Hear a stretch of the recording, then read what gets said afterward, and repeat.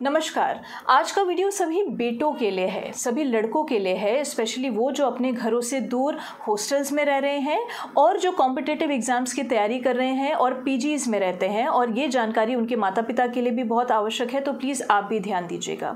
देखिए, आजकल ऐसा बहुत हो रहा है कि लड़के कुछ ऐसी लड़कियों के कॉन्टैक्ट में आ रहे हैं जो पहले उनके साथ दोस्ती करती हैं, फिर उनके साथ नज़दीकियाँ बढ़ाती हैं और फिर उनके बीच में फिजिकल रिलेशन डेवलप हो जाते हैं।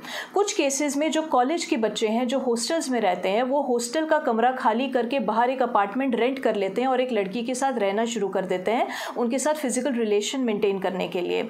और बाद में वो लड़कियां बोलती हैं, वो लड़की कहती है कि मैं प्रेग्नेंट हो गई हूँ और मुझे अबॉर्शन कराने के लिए पैसा अरेंज करके दो, और वो लड़के के ऊपर दबाव बनाती है, प्रेशराइज करती है कि वो पैसा अरेंज करके दे। कुछ लड़के स्ट्रेस में आकर पैसा अरेंज करके दोस्तों से मांग के, घर वालों से झूठ बोल के पैसा मंगा के उस लड़की को दे देते हैं, बिना ये जाने कि वो सच में प्रेग्नेंट है या नहीं है। और बाद में उनके बीच में ब्रेकअप हो जाता है, वो लड़की पैसे लेकर चली जाती है। ठीक है जी। और जो लड़के पैसा अरेंज नहीं कर पाते या फिर वो लड़की को कन्फ्रंट करते हैं कि भाई मैंने तो सारे प्रोटेक्शंस यूज़ किए थे, ये तो हो ही नहीं सकता है, तो वो लड़की फिर उनको धमकी देती है, ब्लैकमेल करती है पुलिस के पास जाने की या फिर उनके पेरेंट्स को सब कुछ बता देने की।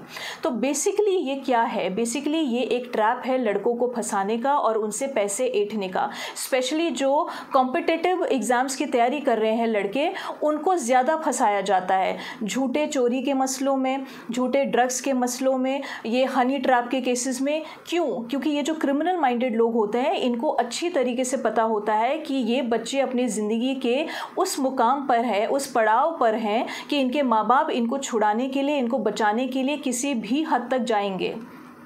तो ये वीडियो अगर मैं आप बना रही हूँ, आप तक पहुँचा रही हूँ, तो उसके पीछे कोई ना कोई कारण है। हमारे पास इन्फॉर्मेशन आती है, हमारे पास केसेस रिपोर्ट होते हैं, मेरी एक एनजीओ भी है, मेरे पास वैसे ही बहुत सारे केसेस रिपोर्ट होते हैं। जो बच्चे पुलिस के पास नहीं जाना चाहते वो मुझे कांटेक्ट करते हैं कि मैम हम ऐसे मसलों में फंस गए हैं। तो मैं अभी आप सभी बच्चों को, सभी लड़कों को, इनफैक्ट लड़कियों को भी मैं ये सजेस्ट करूँगी कि बच्चे ऐसा कुछ भी मत करिए जो आगे चल के आपके करियर को और आपके लाइफ को लाइफ लॉन्ग के लिए डैमेज कर दें।